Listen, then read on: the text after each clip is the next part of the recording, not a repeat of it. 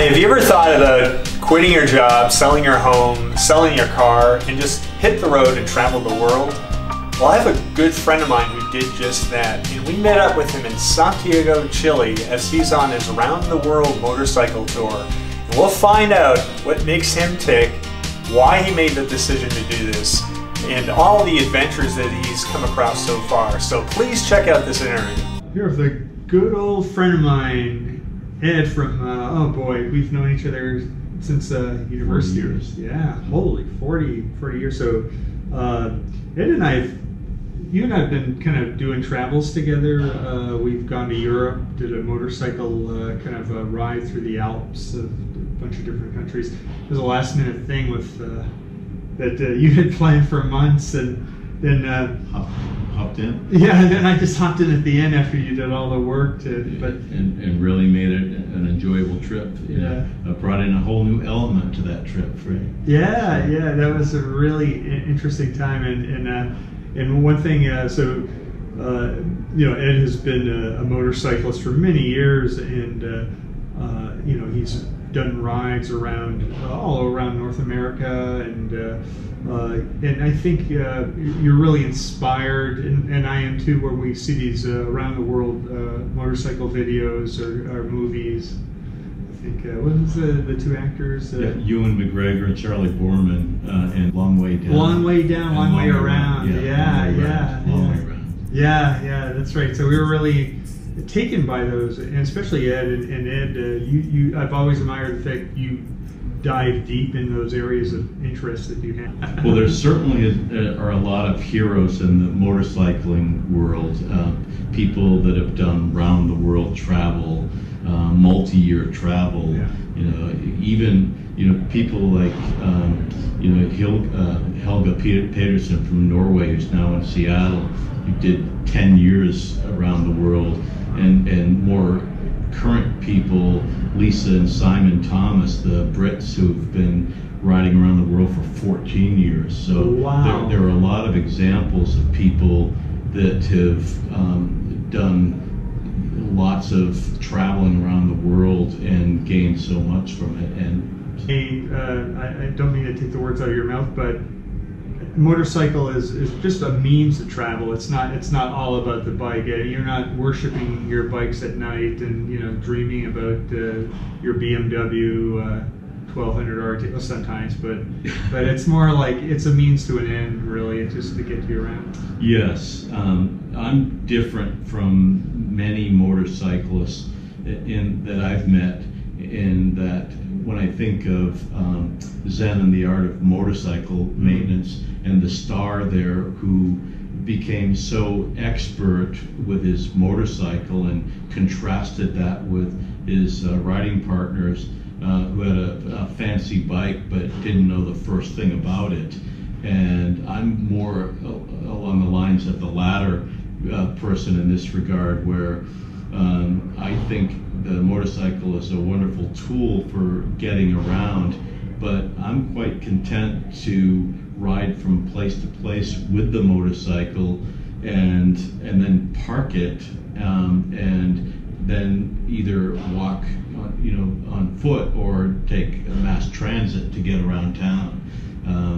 So for me, it provides great freedom to go places and to see things that you might not be able to do if you're just flying into a location or taking a bus or a train. And also, I'd say that the bike makes you as a tourist more accessible, especially if you're traveling alone, because people will reach out and ask questions and share experiences. And so for me, that's been a fascinating part of the travel. Yeah, and all the trips that you've been on, at least over the last few years, there have been some really interesting times where you've spent whether a few weeks or a few months going either around North America up to Alaska, down into Mexico, and then we did our Europe thing a bit, and I think you've had always really good experiences. Sometimes you've hit some troubled areas, a little mud and rough roads, but overall I think those are good. Now, those areas, literally. Yeah. And now we kind of, that's over the last several years we've been doing that. And then all of a sudden, you decided that you want to kind of switch into a more adventurous kind of life these days, and you decided to kind of be a minimalist in a way. You kind of sold everything, and you decided, hey, you know what, I just want to spend some time going around the world on a motorcycle, or maybe at some point, maybe not always on a motorcycle, but right now it looks that that's the way it's going to be. And just about 6 months ago, Eduardo here decided to go to Latin America and through Central America and through South America to start his journey. And I think, correct me if I'm wrong, but you mentioned like you were giving yourself maybe a 3-year time period to really spend time traveling throughout the world. Is that kind of categorize that correctly? Yeah, I think that's a minimum of what it would take to actually see things. But I'm not under any false illusion that by traveling for 3 years on a round the world trip that I'm going to see it all. You cover a lot of ground, but at the same time, as I look at maps, I find that I'm just following a line. I'm basically writing a line when I look at my satellite tracker on the web page. I've got one little beeline traveling around the world, and so let's use the current country, Chile, as an example. My bike draws a line as it travels through the country, and so I might go from north to south of the country, but 99% of the country I never see, and so I'm just seeing one set of geography and meeting people along the way, and there are so many experiences that I'm not able to fit into that trip, and so I found myself really having my eyes open during the travels that the more you see, the more you realize you haven't seen out there. So, wow, so it's kind of an irony in a way. You want to see, but yet you can't see, because I think you still have some self-imposed schedule, but then you say, oh my gosh, I could stay here for a few months and really enjoy this area. So it must be hard to make those decisions, how long to stay in certain places. And yeah, I think that's part of what must go through the minds of the people who've done these long around the world trips for multi-years, that they'll go back to the same places and to see other areas of the same countries, and the places change over time as well. Right. So to see differences, or just go back to places because they enjoyed them so much. Yeah. So lots of reasons for getting around. I kind of share your trip with some of my friends or colleagues at work and everything, and they seem to ask the questions, like when I wanted to do a little interview with you. And by the way, Edward and I are here in Santiago, Chile. We came down, my wife Jinsi and I came down to meet Ed here in Santiago. We thought it was an opportunity to kind of meet up with him after his several months on the road. And I was thinking about, I wanted to document a little bit of your journey, and what your thoughts about things, and even some of the questions I got from friends at work, like they were asking these type of questions. The first question is, what inspired you really to do this kind of round the world type of trip? I should probably start when with the fact that I was brought up on a small farm, or on a farm in a small town in southern New Hampshire, and when I got to be college age, I wanted to go to the big city. It was like a kid in the candy store, because there was so much diversity there, and then at various points in my career, I had the good fortune of being getting some overseas assignments and being able to work with people from different parts of the world, and most notably Europe. And I would say that got me started. I find myself working with a lot of young IT professionals who were at a point in their life where they were in a new country, and we were traveling on weekends and on breaks and we always had tour guides with the colleagues themselves who would show us around their home country.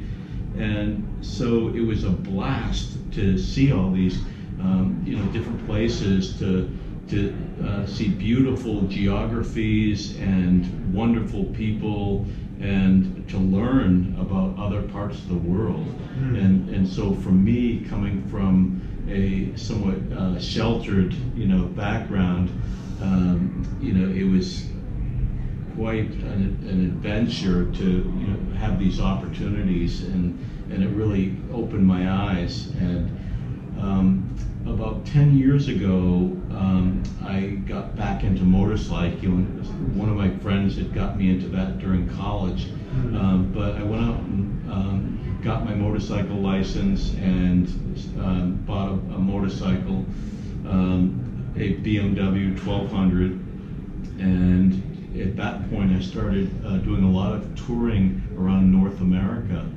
And more recently, 3-4 years ago, I went with a group down to Mexico and toured that, and had a great time in Copper Canyon in Baja California. And then I probably was doing much more long distance riding than most of my peers. I would take, in between jobs, I might take, one time I took a 3-month stretch and did 26,000 miles in 3 months. Wow. So really traveled a lot in that regard. In the past year, I spent 6 months in San Francisco, a couple months in Alaska, 6 months in Thailand, and Southeast Asia, and so got to do a lot of riding in those locations, and it was a lot of fun.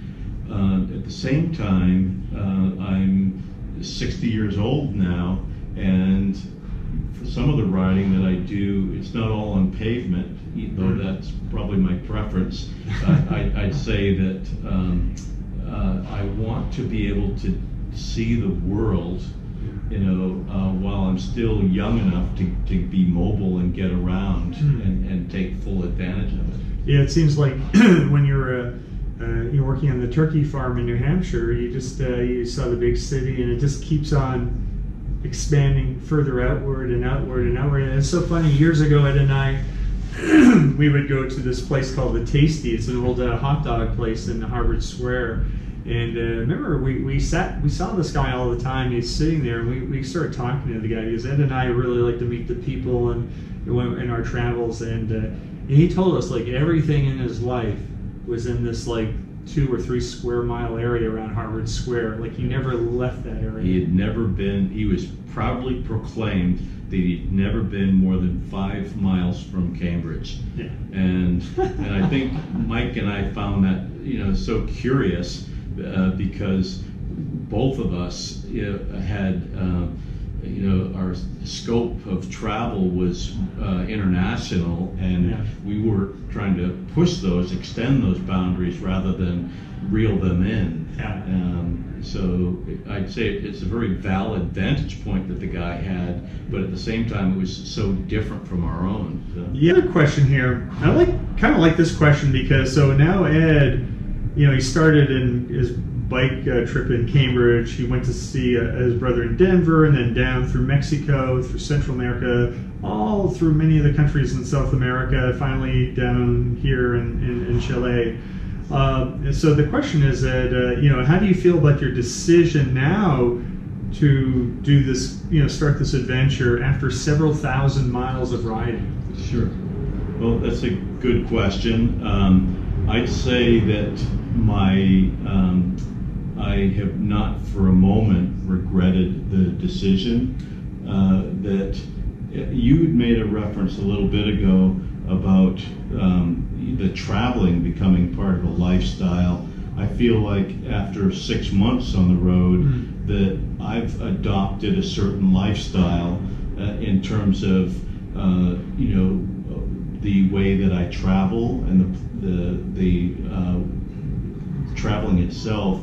Because there's a certain routine that goes along with that. For instance, I know about getting pretty good at packing my gear, about maintaining my bike, and about knowing where to stay and how to work through that, and what kind of dining establishments and what kind of a schedule to kind of attach to adopt, to get from place to place.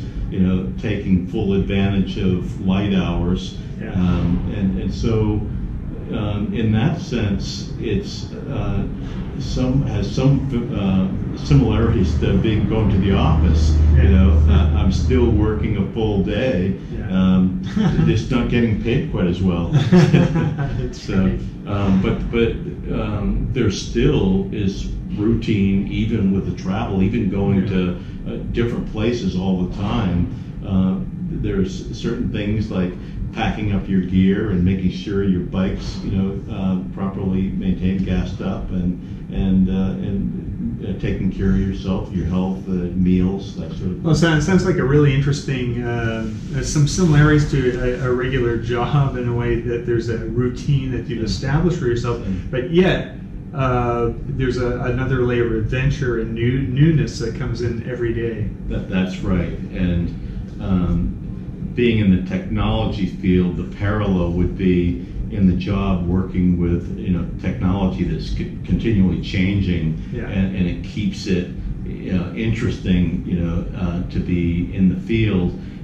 In traveling, you're constantly visiting new places, meeting new people, different foods, cultures, languages.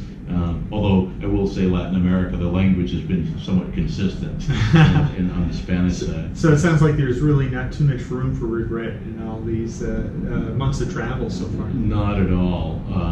And I also feel that I'm still very much on the front end of my round the world trip. So I've set a goal for myself to see the world, and I know where I want to go, and now it's just a matter of putting it together and making it work.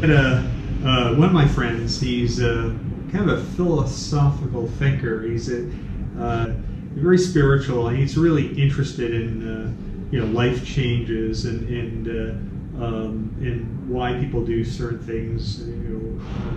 Go on certain adventures in their lives or make changes in their lives, and what motivates them, and when they do, what is the value out of the whole thing. So I guess this question was if there was some kind of spiritual or philosophical takeaway from your experience of the trip so far.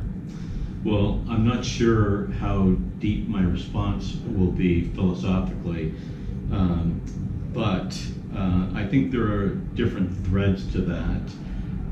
On one hand, I could say that I think in different parts of the world we're seeing a sense of nationalism and isolationism, which I find very troubling. And I have a very different worldview myself, and by traveling around the world, I feel like I'm in effect embracing it and engaging it more than I would from the comfort of my normal, lifestyle back home. So that is one part of it. Another part is me challenging myself, pushing my own boundaries of experience, and reaching out to learn more. I found this trip to be hugely educational, and it helps me feel more alive by doing it. So the people that I've met along the way have been even more fascinating to me, and the relationships that I've formed along the way mean more than even the gorgeous surroundings that I've seen. Now, it sounds like 3 areas. One is this kind of like maybe trying to play out your part in being kind of a world ambassador as you go around the world, making friends. There's certain best moments, at least so far in your around the world trip, coming down through the Central America and South America. Yeah. Yes. And I would say I would rephrase the question, and what do I like most about the experiences that I've had, and I would say is fascinating as the places that I've visited have been the geographies, the special locations, like a Machu Picchu, for example. I'd say what means much more than that for me are the people that I've met along the way. And some of them were just coincidental meetings. One comes to mind where I was at a restaurant by myself, and a Colombian family invited me to join them, and then later invited me back to their home on a separate occasion to have dinner with them in their home, and then there were other people who I'd met that were referred to me through friends. Oh, you need to look this person up, or you need to go to this motorcycle shop, and where they'll take good care of you. And in the process of just being open to these experiences, and I've made good friends who now are I keep up with via Facebook, and we share photos and experiences, and I learn a lot, and these people help me with my travel plans. I might have one itinerary set up or route, and they throw out other suggestions which will completely change the direction, or at least in the immediate sense, of where I'm going to go and how long I'm going to spend in an area. So it sounds like the human relationship seems to kind of surpass just the natural beauty and everything, it seems, that you're finding. Right, absolutely. And so I'd say if there's something that I've gained a real appreciation for on this trip, it's that even though the geography's changed, I've seen beaches and deserts and mountains and jungles, and people that have different languages and maybe dress differently and different customs. But with all of that, I'm finding that the essential nature of people is so similar, and love for family and friends, and the kindness and generosity of people has been just amazing, and the people who have just gone out of their way to help, and so I'm so thankful for that. That to me is probably the biggest takeaway from this trip. No matter where you go in the world, there are going to be plenty of nice people. So there's probably always a yin and yang of things. So there's probably the good and the bad. So there's probably some difficult times. I won't say they're bad. Let's say maybe just really difficult things that you had to endure or experienced. And can you maybe describe some of those that might make the top of your list? Yeah. So in that area, I'm maybe a little less comfortable talking about that, but I would say what I've found is being the most difficult ones are that for me on this motorcycle trip, as with some others, I've challenged myself in terms of terrain and whether it's altitude or road conditions, Sure. Dirt, sand, mud, water, sort of throughways like rivers going across roads, Sure. and just difficult terrain to navigate. And there have been times when I've gotten a little bit over my head with a big, heavy bike, and so I'd say that those are a real test of character for me, and sometimes I come through them and learn from them in that regard, and sometimes I get a better understanding of my own limitations and perhaps more of a commitment to learning more, to trying to develop my skills, that you don't just come out and know it all and become an expert at motorcycling, and so it's really been a learning experience. So definitely some challenges there, just physically and technique and weather conditions. And I know you've gone through really hot patches. You can easily get dehydrated and all sorts of other elements that you have to face with. But you seem to manage them well. I mean, you're very resilient. It seems you're back up on your bike even after. And some people might just pack it in, but you kept going. So what? I guess that force, maybe like you mentioned earlier, the opportunity to have these great experiences with other people. It also seemed great scenery that kept you going. Would you say even after, some people might quit? Yeah, I'd say what makes those parts of the trip difficult is the physical challenge and the fact that I'm not always up for the challenge at the time, and so maybe even being a little bit self-critical and down on myself for not being able to succeed at some of these things that I've tried, but also, especially over time, putting it into context and realizing, you don't, start off knowing all this stuff.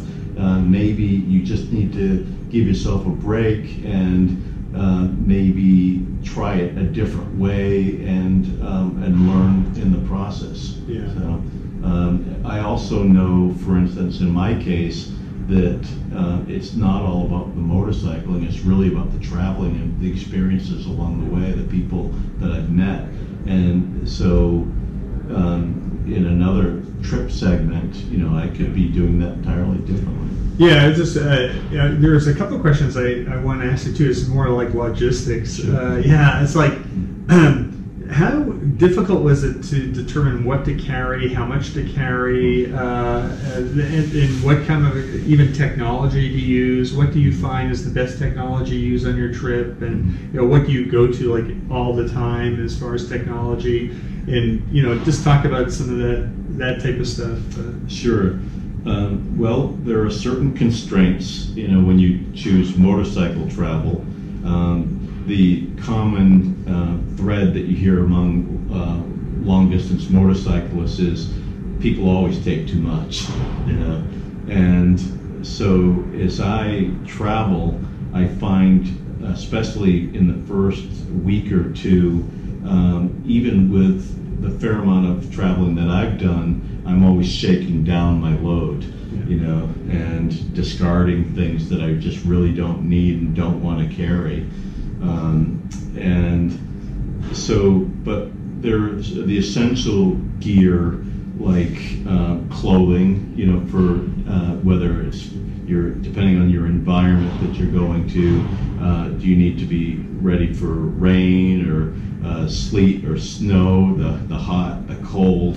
In South America, by the way, offered all those, seemed in one fell swoop down through here. From Boston to Denver and further down on the trip in the high altitude areas, I've gone from we're talking about Fahrenheit, over 100 in places, and then in the snow and sleet, and in other places, and so have had to deal with that, and it not only is a matter of staying warm and dry as much as possible, or cooling in the hot weather, but also driving safely, especially in some of the conditions where the terrain might be difficult. During the rainy season in the jungles, where in the mountains, where you can have very rough road conditions, potholes, and lots of greasy terrain, and riding through rivers. Wow. And in technology, are you using, what do you find that is helpful for you in a technology standpoint? Yeah, and that is always a personal decision, and very often will involve compromises. And so for me, the technology that I'm using on this trip and for the last few, have been a company called Delorme, which got bought out by Garmin, has an InReach SE satellite communicator, and that serves dual purpose. One, if I got into trouble, it would provide an SOS mechanism to reach out to authorities who would know my exact location and would be able to come help me out. And also another benefit of that is that I'm able to use that to map my trip, because as long as I keep my satellite tracker on, then people can track me via the website. Which I've been doing, which I really enjoy, following Ed on his journey and knowing where you are, and seeing you going back and forth. Oh, you must be lost now. Exactly. So Mike has actually been very helpful in that regard, because very often, at the end of the day, I'll check my email and I'll see notes from Mike telling me where I'm headed and where I've gotten to. I've got a GPS that came with the bike that I bought that as an option. So that's a Garmin device. And then I also use my iPhone a lot. And so I've got a plug with two USB inputs there to power devices. So maybe I'll be powering up the satellite tracker or camera batteries, and I'll be powering up my iPhone. And so I might be using maps.me. So very often I will use Google Maps. And then I have helmet speakers on from a Sena 20S Evo kit that I use that allows me to pair via Bluetooth with the iPhone. And so the iPhone is my most used device by far, not only for GPS, for directions there, but for language translation, for currency exchange rates, for hotel reservations, campgrounds, find campgrounds, and general communications, email, texting. And so it's a hugely helpful device, and as a camera and video recorder. So I've gotten a lot of mileage out of my camera or my smartphone. And I'd say the only other technology device that, or maybe two other ones. One is I carry a Sony RX100 Mark V camera with me, which has a bigger sensor than the iPhone does, or any of the smartphones for that matter. And so I can get better quality photos from that. But generally, I just use the smartphones because they do the job fine for Facebook, which is where I post my photos, and they geotag the photos, so it's very helpful. Yeah, you also get a lot of good comments from folks looking at your Facebook page, and I believe you have an iPhone 7 Plus, which is that dual camera, which is really quite nice, I think. And yeah, that's true. So, and I guess the last piece of equipment would be a battery that I use. It can be used not only to jumpstart the bike, yes, or to power USB devices. Is that the baby tender they call it, or? Yeah, the name actually escapes me, and but it's something that I carry in my pannier. I can charge it, and it'll last for about a month, and it did help me in one case where I was able to jumpstart my bike when the battery went on. And just a couple of, I think, questions here to go. And one is, was there any consideration at going with a smaller bike than the BMW 1200 RT to say maybe a Honda 350 or something like that, or 400 CD or? So that's when people choose a bike to travel with or just to own in general. They always need to make a decision about what is the best bike for the task. And for round the world travel, there's a huge variety. People have gone around the world on mopeds, to Harley Davidsons, to Honda Gold Wings, plenty of BMW R1200s, that like the one that I'm riding now. And a lot of smaller bikes, single-cylinder bikes, ranging from 150s and up to 650s are very popular models. There are some people that very much prefer 250s and 300 range bikes, and there are preferences about different brands. Honda's one of the super brands that's all over the world. Yep. So they have a presence there, which means getting the bike serviced and getting parts is very easy for that bike. With my bike, it's with the panniers and the top case on it, it's a 600-pound bike. Oof. And there were some, and I'm probably not the most proficient rider on that bike either.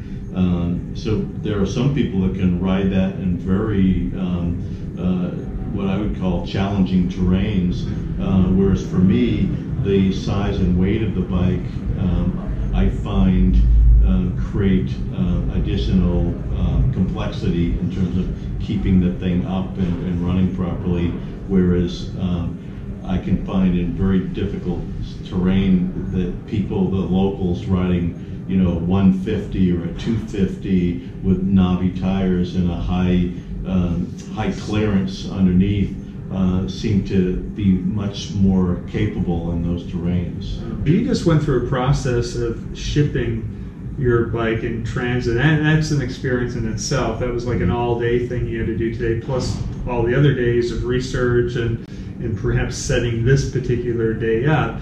But maybe you can tell us a little about that, and also about what you're going to plan to do for the next several months later here, your journey going forward. Sure. On the planning side, in terms of finding a shipper and finding the best way to do that, there's a website, a couple websites that are very popular amongst long-distance travelers, overland travelers. One is horizonsunlimited.com, and many international travelers, primarily motorcyclists, but also four-wheel overlanders. And then another one would be adventure motorcycling. Mm-hmm. Those two groups provide a lot of valuable information.